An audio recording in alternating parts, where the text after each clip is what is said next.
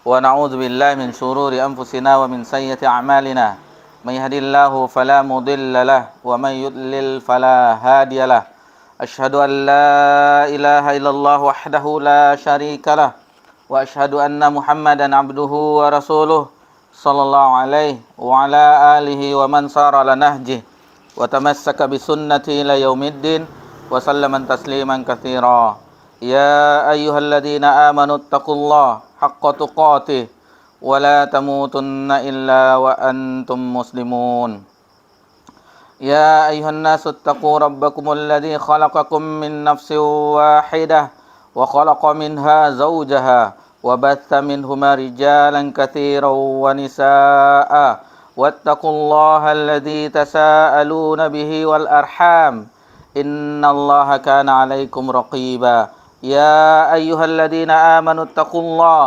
وقولوا قولا سديدا يصلح لكم أعمالكم ويغفر لكم ذنوبكم ومن يطع الله ورسوله فقد فاز فوزا عظيما أما بعد فإن أصدق الحديث كتاب الله وخير الهدي هدي محمد صلى الله عليه وسلم وشر الأمور محدثاتها وكل محدثة بدعة wa kullu bid'atin dhalalah wa kullu dhalalatin finnar.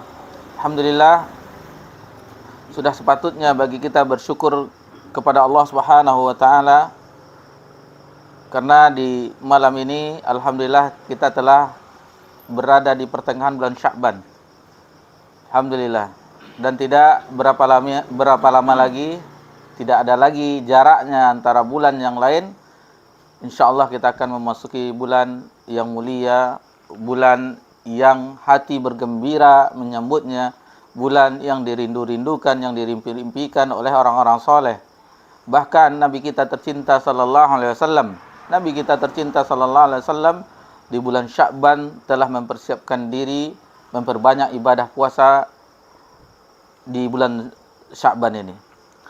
Dan itu langsung dilihat langsung oleh sahabat yang mulia Usamah bin Zaid radhiyallahu anhuma, di mana beliau pernah melihat Nabi SAW banyak berpuasa di bulan Sya'ban. Karena bulan Sya'ban adalah bulan yang banyak dilalaikan oleh kebanyakan manusia. Karena sebelumnya kita berada di bulan Rajab, salah satu bulan haram, dan setelahnya bulan Ramadan. Dan di bulan ini amalan kita selama setahun turfa'ul a'mal ila rabbul alamin di bulan Sya'ban juga. Catatan amal kita dalam setahun diangkat ke sisi rabbul alamin di bulan Sya'ban juga. Kata Nabi SAW bahwasanya Nabi SAW mencintai ketika amalannya diangkat, catatan amalannya diangkat ke rabbul alamin, ana shaim, saya berpuasa. Nabi SAW memperbanyak puasa. Dan kalau kita membuka bagaimana lembaran orang-orang soleh terdahulu, ini adalah bulan Qura. Orang sudah mulai membaca Al-Quran di bulan ini. Dan mereka sebagiannya sudah meninggalkan ma'isyah mereka, telah meninggalkan perdagangan mereka, telah meninggalkan aktivitas duniawi mereka, sudah mulai di bulan Sya'ban untuk memfokuskan ibadah kepada Allah Subhanahu wa taala. Jadi ketika Ramadan memasuki, tidak susah lagi mereka untuk menahan, tidak susah lagi mereka untuk membaca Al-Quran, tidak susah lagi mereka untuk qiyamul lail, salat tarawih. Jadi sudah mulai untuk mempersiapkan diri, meningkatkan ketaatan di bulan Sya'ban ini. Kemudian salawat beriringkan salam kepada Nabi kita tercinta, Nabi Muhammad sallallahu alaihi wasallam. Dan majlis kita, alhamdulillah, majlis Matan Arba'in An-Nawawiyah. Insyaallah di malam yang berbahagia ini kita memasuki hadis yang ke-32. Hadis yang ke-32, hadis yang sangat singkat. Setelah kita melihat dan merujuk kepada buku kaidah fikih, ternyata pembahasannya sangatlah panjang. Cuma dua kosakata, la darara wa la dirara, tetapi pembahasannya kita merujuk ke buku fikih, kaidah fikih, pembahasan yang sangat panjang. mudah-mudahan kita bisa, walaupun tidak semuanya kita jelaskan, namun dengan waktu antara maghrib dan isya ini mudah-mudahan yang sedikit kita simpulkan bisa dijelaskan secara ringkas insyaallah. Untuk itu kita langsung saja mendengarkan bacaan dari hadis yang ke-32 dari Abu Sa'id Al-Khudri. Siapa biasanya? Abu Faruq. Fadal. Ustaz Yayan. Ustaz saya tak nampak.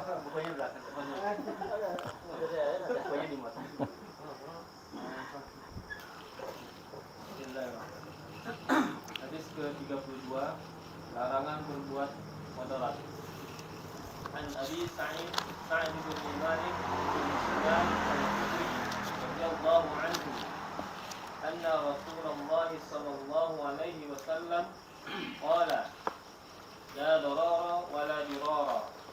Haditsun hasan rawahu Ibnu Majah wa Ad-Darqutni wa ghairuhuma musnadah. ورواه مالك في الموطأ مرسلا عن عمرو ابن يحيى عن أبيه عن النبي صلى الله عليه وسلم وأسقط أبا سعيد وله طرق تقوي بعضها بعضا. Dari Abu Sa'ad bin Malik bin Sinan al-Khudri radhiyallahu anhu bahwa Rasulullah sallallahu alaihi wasallam bersabda, tidak boleh membuat kemudaratan dan tidak boleh memudaratkan orang lain. Hadis hasan diriwayatkan Ibnu Majah, Ad-Darqutni dan selainnya secara musnad bersambung pada Nabi sallallahu alaihi wasallam. Diriwayatkan pula oleh Imam Malik dalam Al-Muwatta dari Amr bin Yahya dari ayahnya dari Nabi sallallahu alaihi wasallam secara mursal dengan tidak menyebutkan Abu Sa'id. Hadis tersebut memiliki banyak jalan yang saling menguatkan. Baik. Jazakumullah khair wa barakallahu fikum. Itulah hadis yang ke-32 yang baru saja kita sama-sama mendengarkannya. Hadis yang cukup pendek tetapi sebagaimana kita ungkapkan di awal tadi, namun penjelasannya di dalam kaidah fikih itu sangat panjang dan sangat luas. Hadis berasal dari sahabat yang mulia Abu Sa'id Al-Khudri radhiyallahu anhu.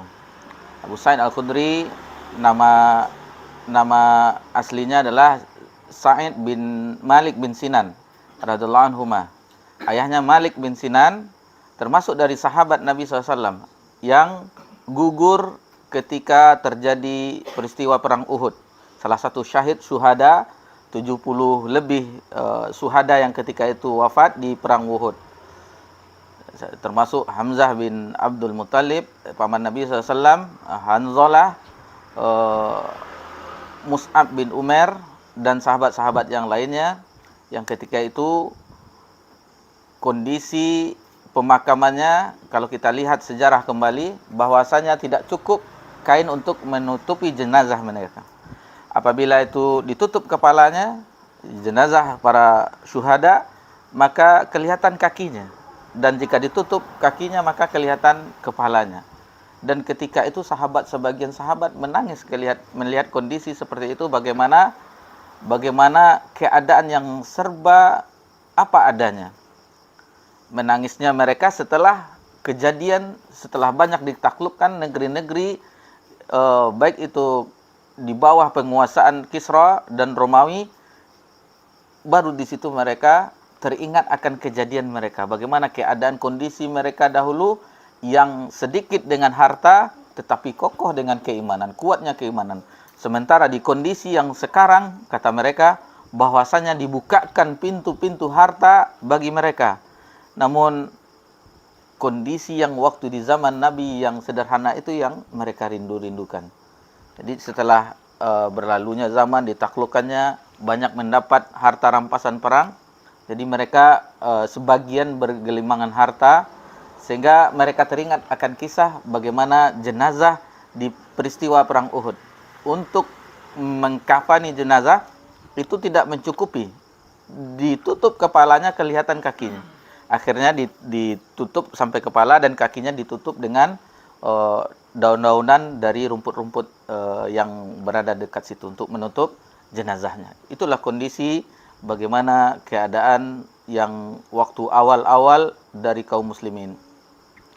Kemudian beliau waktu perang Uhud itu tidak diizinkan oleh Nabi sallallahu alaihi wasallam untuk ikut serta karena umurnya masih belum dewasa, masih kategori belum bisa untuk melakukan perang bersedih. Namun setelah tahun-tahun berikutnya, setelah diizinkan oleh Nabi SAW, Abu Sa'id Al-Khudri ikut seluruh peperangan sampai peristiwa Fathu Mekah. Semuanya ikut. Setelah diizinkan oleh Nabi SAW, semua peperangan ikut. Dan beliau adalah salah satu di antara alimnya ulama dari generasi sahabat. Walaupun masih berusia belia, karena beliau lahir 10 tahun sebelum Nabi hijrah ke Madinah.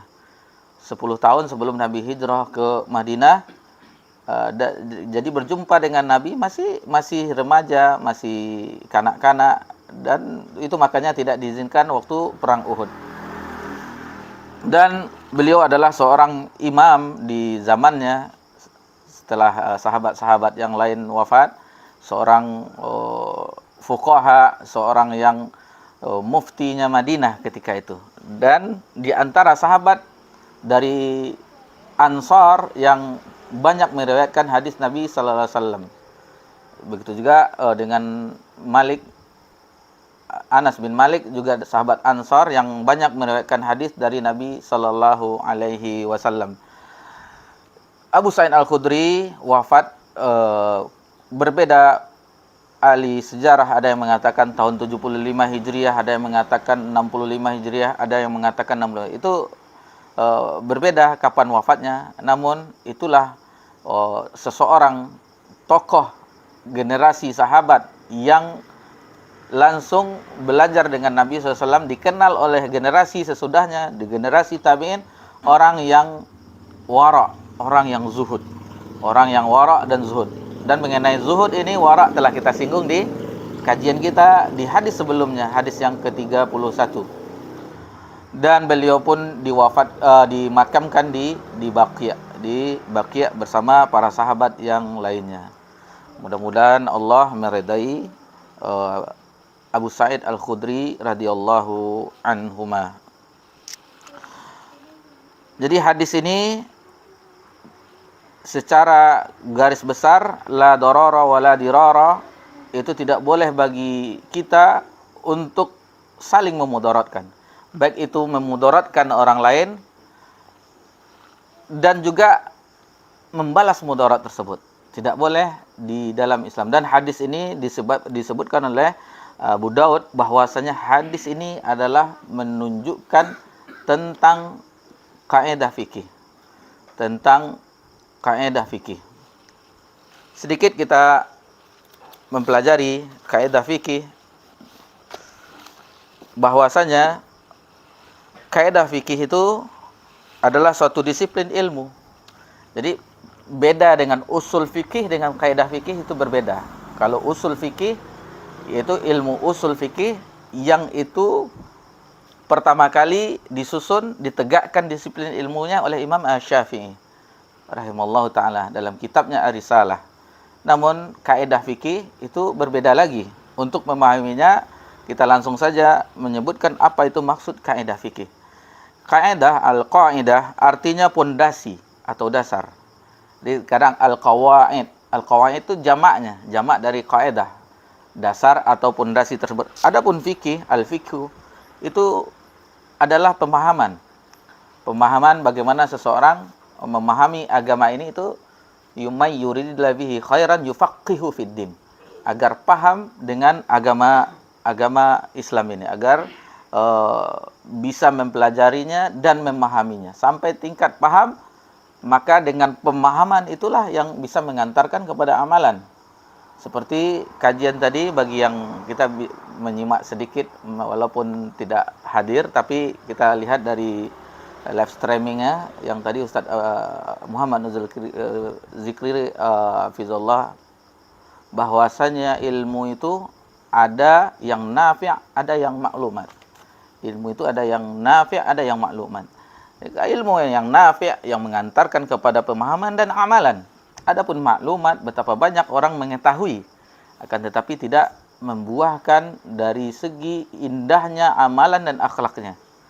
Jadi mengetahui banyak ayat-ayat Allah Subhanahu wa taala, mengetahui hadis-hadis Nabi SAW, akan tetapi tak terpancarkan dari kehidupannya sehari-hari. Itu namanya maklumat. Berbeda dengan ilmu nafi'. Ilmu nafi' akan mengantarkan kepada amalan. Karena dia paham, setelah memahami ilmu-ilmu yang diketahui, itu yang akan menumbuhkan rasa takut kepada Allah Subhanahu wa taala, yang akan menimbulkan ketaatan kepada Allah Subhanahu wa taala. Jadi dari sini disimpulkan bahwa kaidah fikih adalah hukum atau pondasi yang bersifat umum, yang bisa untuk memahami permasalahan fikih yang tercakup dalam pembahasannya. Itu maksud dari kaidah fikih. Lalu mengenai pengertiannya berbeda pula ulama menjelaskan kata-kata diror dengan kata doror dengan diror. Kita nukilkan beberapa catatan yang kita kumpulkan, bahwasanya yang pertama mengatakan bahwa maknanya sama, antara doror dengan diror itu sama. Itu cuma pengulangan. Jadi untuk menekankannya, la dorora wala dirora. Istilahnya untuk pertama dilarang untuk melakukan mudarat, ditekankan di yang di la dirora. Itu maksudnya. Yaitu yang bagaimana seseorang itu dilarang untuk saling mendatangkan mudarat. Itu pengertian pertama yang dijelaskan oleh ulama kaidah fikih yang menyusun tentang kaidah-kaidah fikih ini. Adapun yang kedua, menyebutkan bahwa kata-kata diror, yang pertama doror dulu ya, berarti mendatangkan mudarat bagi yang lain. Mendatangkan mudarat bagi yang lain, bagi orang lain. Adapun diror yaitu membalas mudarat tersebut. Jadi yang doror dia mendatangkan mudarat kepada orang lain, adapun diror yang tadi yang kena mudarat dari orang lain membalasnya. Itu maksudnya.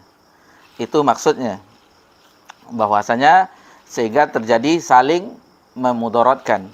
Adapun yang ketiga maksud dari diror mendatangkan mudarat bagi orang lain yang menguntungkan dirinya.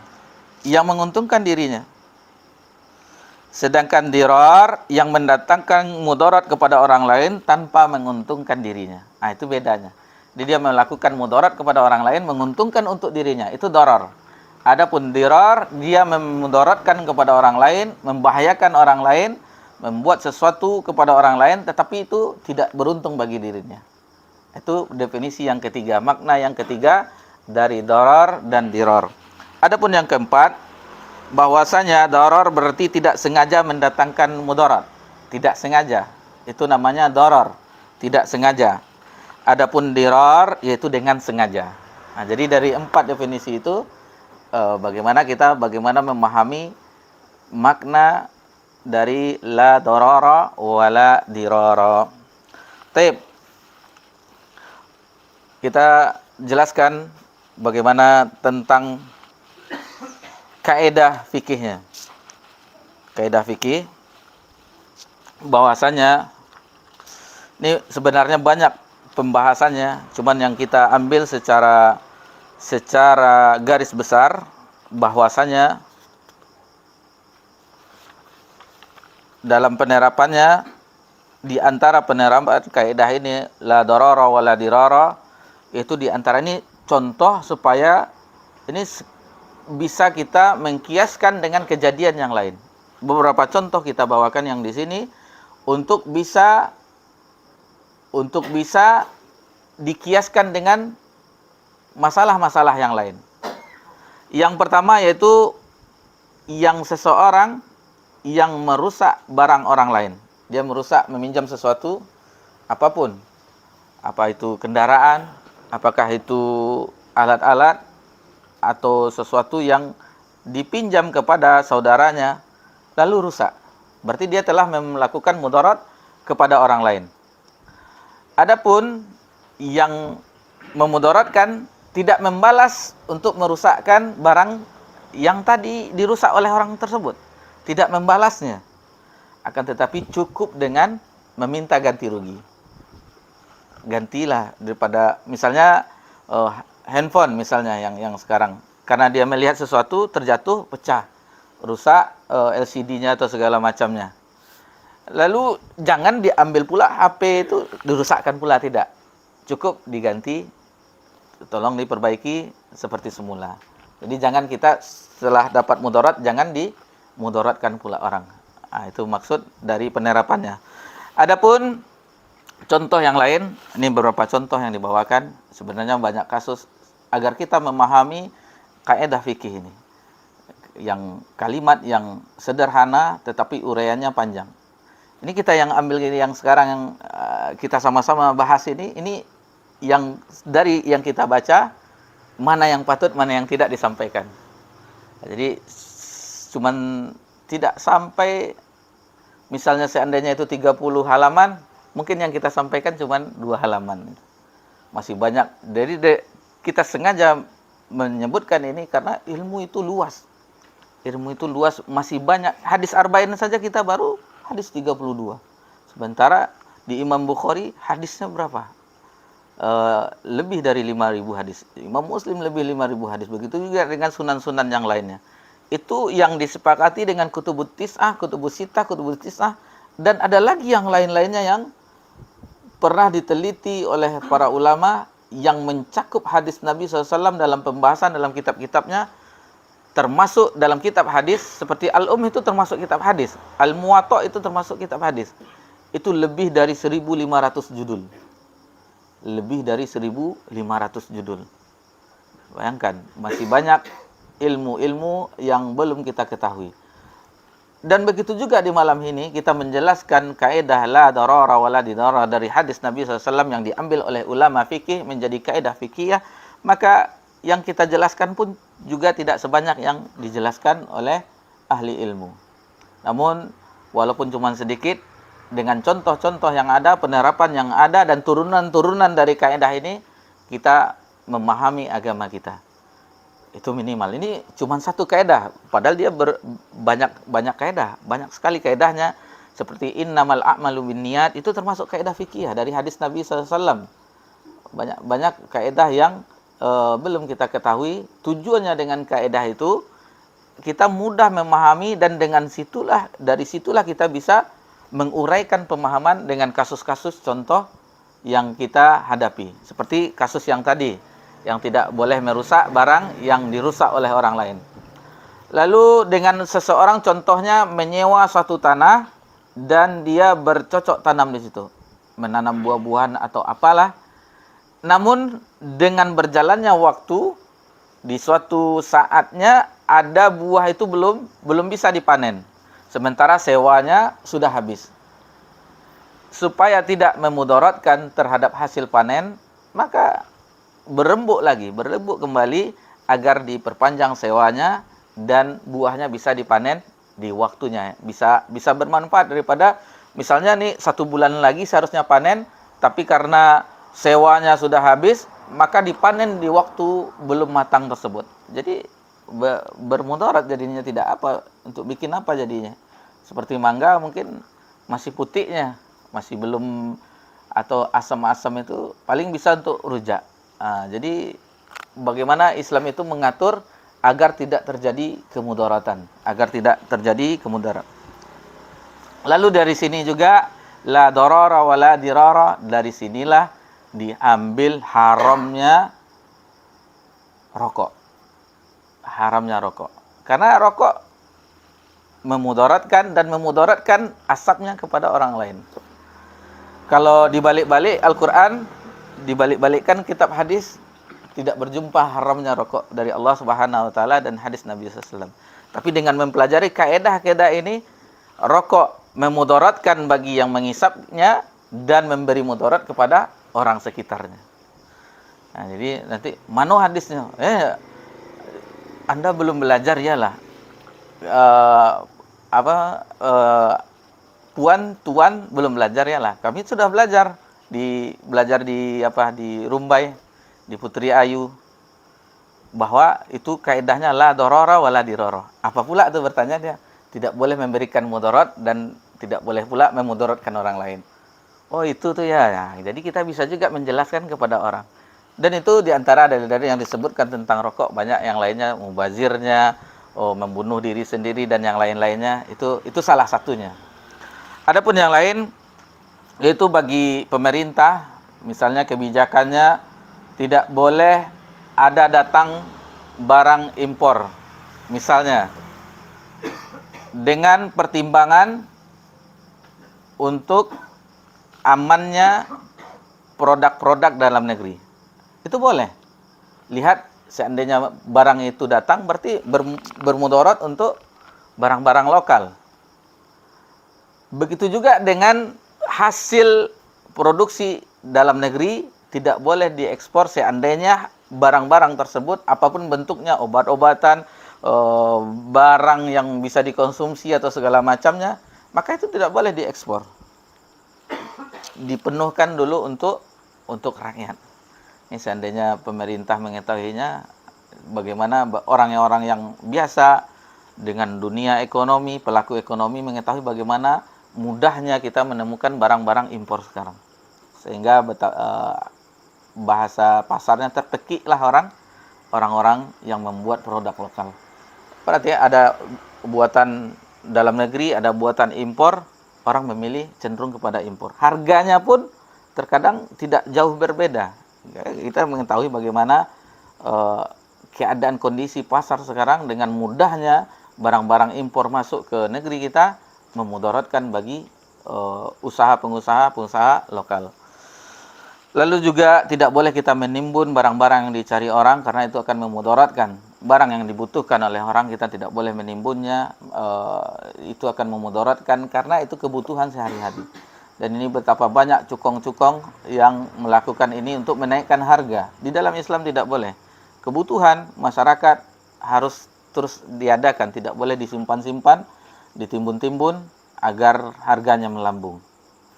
Lalu bagi kita yang telah memesan, di contoh yang lainnya, penerapan yang lainnya, ini berapa contoh yang kita ingat, bahwasanya seseorang yang telah memesan misalnya suatu perabotan, membuat sesuatu lemari, kursi atau apapun, itu seandainya kita telah pesan, maka tidak boleh dibatalkan. Karena dia dari bahan bakunya yang awalnya belum diolah, setelah dikerjakan itu sudah membentuk barang. Jadi seandainya dibatalkan, otomatis bagaimana? Yang barang sudah dijadikan sesuai pesanannya, dengan lemarinya ada 2 pintu atau 3 pintu, kursinya begini, lalu memudaratkan bagi yang perabot tadi. Jadi itu beberapa contoh yang kita bawakan, dan sebenarnya banyak lagi. Kita masuk ke cabang-cabang kaedahnya. Cabang-cabang kaedah dari la dorora wa la dirora. Ada 5 kaedah turunannya, yang semuanya nanti kalau di sini kita bawakan juga penerapannya. Ya, ada 5 kaedah dari turunan la dorora wa la dirora. Tidak boleh berbuat sesuatu yang membahayakan. Yang pertama, kaedah cabang-cabang kaedahnya, ad-dararu yudfa'u biqadril imkan. Ad-dararu yudfa'u biqadril imkan. Sesuatu yang membahayakan harus diantisipasi semampunya. Jadi ada sesuatu yang membahayakan, maka itu harus diantisipasi semampunya. Dalilnya di dalam surah Al-Anfal ayat 60. Wa'aidu lahum mastata'tum min quwwah wa min ribatil khayli turhibu bihi aduwallahi wa aduwakum wa akharina min dunihim la ta'lamunahumullahu ya'lamuhum. Dalam surah Al-Anfal ayat 60, bahwasanya siapkanlah, jadi dipersiapkan pasukan perang untuk menghadapi menggalang kekuatan, mempersiapkan kekuatan apa saja.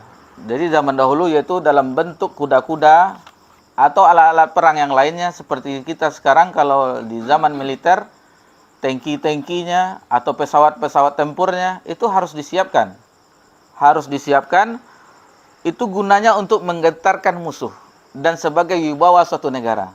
Untuk menggetarkan musuh, dia ternyata ada pasukan perangnya, ada pasukan berkudanya di zaman dahulu, lengkap persenjataannya. Seperti juga dengan sekarang di kemiliteran, harus ada kita memiliki alat-alat tempur yang negara-negara lain tidak semena-mena untuk menyerang kita. Seperti yang sekarang belum usai juga, Rusia dengan Ukraina, itu entah sampai kapan damainya. Musuhmu dan orang-orang selain mereka yang kamu tidak mengetahuinya. Jadi akan menggetarkan musuhmu dan orang-orang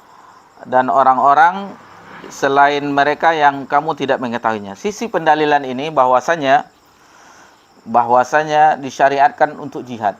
Jihad tujuannya tadi supaya orang yang menyerang tidak leluasa dan kita pun, negara kita pun jadi aman. Lalu kaidah yang lain, penerapan hukum had itu harus diterapkan di negara-negara Islam. Adapun di negara kita ada undang-undangnya juga. Kalau di negara-negara Islam diterapkan hukum had tersebut, maka itu akan mengantarkan kedamaian dalam kehidupan. Seperti orang yang membunuh di kisos, otomatis sebelum dia melakukan pembunuhan, dia akan berpikir nanti juga dibalas juga. Begitu juga dengan orang yang mencuri, apabila dia mencuri teringat akan hukumannya, akan dipotong tangannya. Ini penerapan bagaimana kaidah ini menentukan bahwasannya sesuatu yang akan mendatangkan, membahayakan diantisipasi. Kaidah kedua, ad-dararu yuzalu. Sesuatu yang membahayakan itu harus dihilangkan.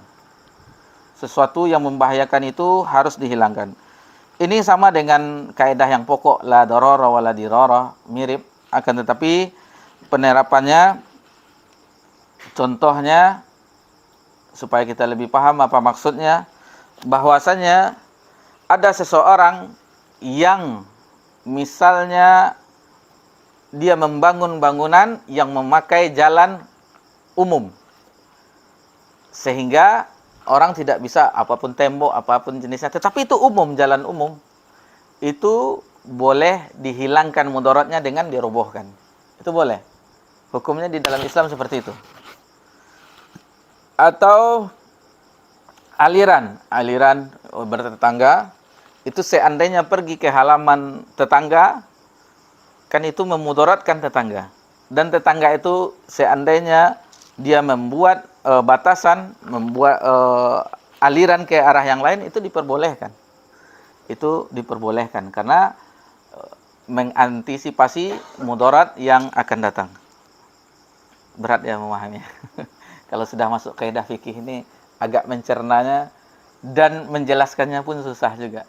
Bagaimana supaya bisa dipahami, tetapi jika paham, alangkah mudahnya kita seandainya ada kasus bisa mengetahuinya, ini solusinya. Problemnya seperti ini solusinya. Yang ketiga, kaidah turunan dari la darara wa la dirara. Masalahnya wajah jidatnya entah yang menyampaikannya tidak bisa menjelaskannya atau pembahasannya. Itu makanya dari awal tadi ini walaupun pendek tetapi pembahasannya ini kita udah pilih-pilih, kita ringkas ini. Poin-poin pentingnya. La darara wa la dirara. Ya memang penting, kita tidak boleh memudaratkan orang dan tidak boleh saling mudarat. Intinya seperti itu. Namun penerapannya dalam kehidupan sehari-hari kita harus mengetahuinya. Kaidah yang ketiga, al-dararu la yuzalu bimithli. Sesuatu yang membahayakan itu tidak boleh dihilangkan dengan sesuatu yang membahayakan juga. Sesuatu yang membahayakan tidak boleh dihilangkan dengan yang membahayakan juga. Contoh, kalau seseorang dipaksa membunuh orang lain, jika tidak membunuh dia akan dibunuh. maka dia tidak boleh membunuh. Karena itu menimbulkan mudarat, hilangnya nyawa. Seperti itu. Jadi tidak boleh kita melakukan menghilangkan mudarat dengan melakukan mudarat yang lain. Seperti yang contoh tadi, itu termasuk contoh yang lain, kita meminjam barang orang yang rusak, maka kita tidak boleh merusaknya juga. Tapi cukup dengan meminta gantinya. Itu salah satu contoh sebagaimana di kaidah penerapan awal tadi telah kita sebutkan. Kaidah keempat, ini agak panjang kaidahnya, dan contohnya pun dibawakan juga panjang juga, yaitu iza ta'arada mufsadatani ru'ya a'zamuha dararan birtikabi akhafihima. Apabila berbenturan antara dua hal yang membahayakan, maka harus dihilangkan mudarat yang paling besar meskipun harus mengerjakan mudarat yang lebih kecil. Jadi ada mudarat yang dua yang sama-sama membahayakan, maka dipilih yang mudaratnya yang kecil. Misalnya nih ada suatu yang mudarat yang sama-sama mudarat, ini mudaratnya besar, ini ya mudarat yang bahayanya sedikit, maka dipilih yang sedikit walaupun sama-sama mudarat. Ini dalilnya dalam Al-Qur'anul Karim, kita bacakan atau kita lewatkan? Panjang. Yaitu kisah belajarnya Nabi Musa dengan Nabi Khidir alaihi salam di dalam surah Al-Kahfi. Kita bacakan saja. Sudah 7:30. Udah lewat.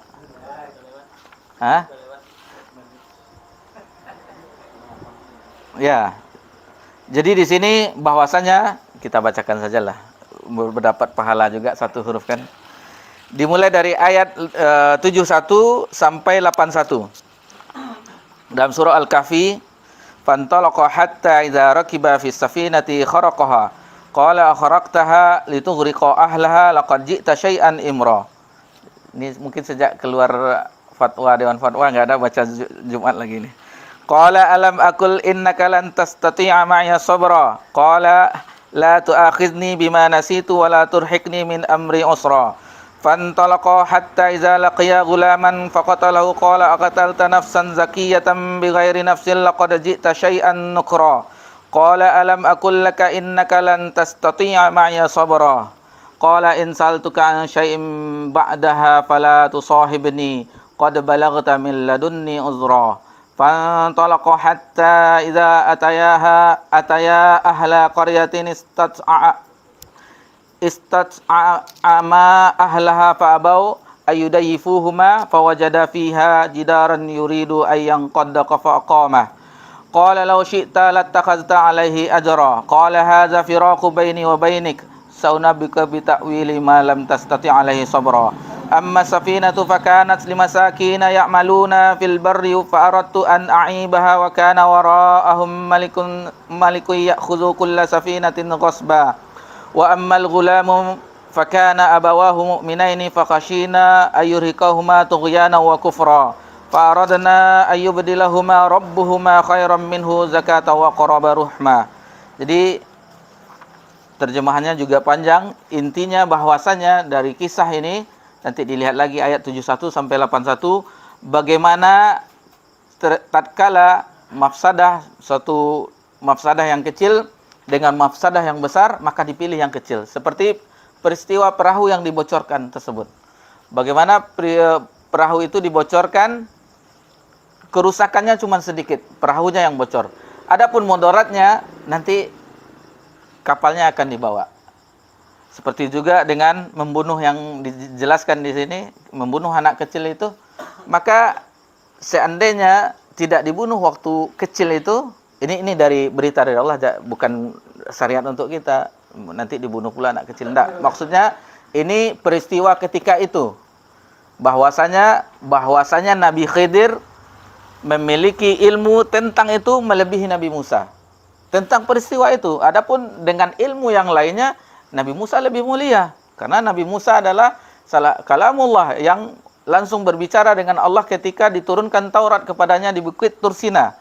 Lalu Nabi Musa adalah salah satu Rasul Ulul Azmi. Dan pengikut Nabi Musa banyak. Ini dalam segi ini Nabi Khidir lebih lebih mengetahui daripada Nabi Musa. Nah, jadi di sini menunjukkan dari kisah Khidir dengan kisah Nabi Musa, orang yang berbicara juga terhadap yang mendengarkan, otomatis yang mendengarkan ada juga ilmu yang tidak diketahui dengan orang yang bicara. Jadi bukan mentang-mentang menyampaikan ilmu, lalu ada yang menyampaikan ilmu baru, kita tidak terima, itu tidak seperti itu. Tidak, karena watawasau bil haqq watawasau bis sabr, saling tidak selalu menerima atau tidak selalu memberi, saling menasihati, saling dalam kebenaran dan saling menasihati dalam kesabaran. Dan begitu juga dengan kejadian bagaimana anak itu seandainya dia dewasa, maka akan menyebabkan orang tuanya kafir, daripada mudaratnya lebih besar, maka dipilih mudarat yang lebih kecil. Begitu seterusnya bagaimana kisah ini mungkin bisa nanti dilihat lagi Al-Kahfi ayat 71 sampai 81. Adapun dari sunnah Nabi SAW, di mana Ummul Mukminin Aisyah radhiyallahu anha, bahwa sesungguhnya Rasulullah SAW bersabda, "Alam tara anna qaumika lamma banul Ka'bah aqsaru an qawaidi Ibrahim." Jadi ketika Ka'bah itu mau direnovasi, Nabi SAW ingin merenovasi Ka'bah itu sebagaimana bangunan Nabi Ibrahim terdahulu. Namun kata Nabi SAW, "Laulah hidsanu qaumika bil kufri la fa'alta." Seandainya kaummu, maksudnya orang-orang Mekah ketika itu, orang-orang baru masuk Islam, maksudnya masih lemah imannya, seandainya itu tidak terjadi, semuanya sudah lama Islamnya, maka akan kurubah. Karena Nabi memandang seandainya Nabi bangun itu akan, kenapa ini dirubahnya Ka'bah oleh Muhammad SAW? Mentang-mentang sudah menaklukkan kota Mekah, dirubahnya langsung. Bagaimana Nabi SAW agar tidak menimbulkan mudarat yang lebih besar, maka Nabi biarkan bagaimana bangunan itu sebagaimana kita saksikan. Kalau dahulu Hijr Ismail yang seperti itu masuk bangunan sebagaimana Nabi Ismail alaihissalam dan Nabi Ibrahim alaihissalam membangunnya. Namun sekarang ada lingkaran setengah, sampai sekarang kita saksikan, yang mana ketika peristiwa terjadi banjir di Mekah ketika itu, Ka'bah hancur, maka dibangun dengan harta-harta yang halal. Tidak boleh harta perjudian, tidak boleh harta perzinahan, dan yang lain-lainnya. Maka terjadilah Ka'bah yang dibangun dengan harta yang halal ketika itu, seperti yang kita saksikan sekarang ini. Lalu kaidah yang terakhir, ini sering dibawakan oleh ustadz-ustadz kita, yaitu darul mafasid aula min hablil masalih. Menghilangkan kemudaratan itu lebih didahulukan daripada mengambil kemaslahatan. Ini diberikan contoh dalam firman Allah Subhanahu wa taala dalam surah Al-An'am ayat 108, "Wala tasubbul ladzi yad'una min dunillahi fayasubbullah adwan bighairi ilm." Jadi tidak boleh kita mencela sesembahan orang kafir, sesembahan orang musyrik. Nanti mereka akan membalas menyembah Allah tanpa batas dan tanpa ilmu. Bagaimana menghilangkan, ada maslahatnya di situ, ada mudaratnya, menghilangkan mudarat lebih didahulukan daripada hablil masalih, daripada mengambil maslahat. Itu yang bisa kita sampaikan bagaimana penerapan kaidah hadis yang sangat pendek, tetapi syarat dengan ilmu yang luas. Itu cuma sebagian kecil yang kita jelaskan, namun mudah-mudahan yang penerapannya, begitu juga turunan-turunan kaidah itu kita bisa mengambil langkah dalam kehidupan. Ada dua permasalahan, seandainya itu ada maslahatnya, ada mudaratnya, maka dahulukanlah menghilangkan mudaratnya daripada mengambil maslahat. Seperti di pekan yang lalu, daripada mudaratnya lebih banyak terjadi, lalu sementara maslahatnya kita belajar, tetapi mudaratnya akan timbul lebih besar lagi, mending kita hilangkan mudaratnya, maslahatnya kita tunda terdahulu. Alhamdulillah. Baik, subhanakallahumma wa bihamdika asyhadu an la ilaha illa anta astaghfiruka wa atubu ilaik. Wassalamu ala nabi Muhammad sallallahu alaihi wasallam wa ala alihi washabbihi ajmain walhamdulillahi rabbil alamin. Wassalamualaikum warahmatullahi wabarakatuh.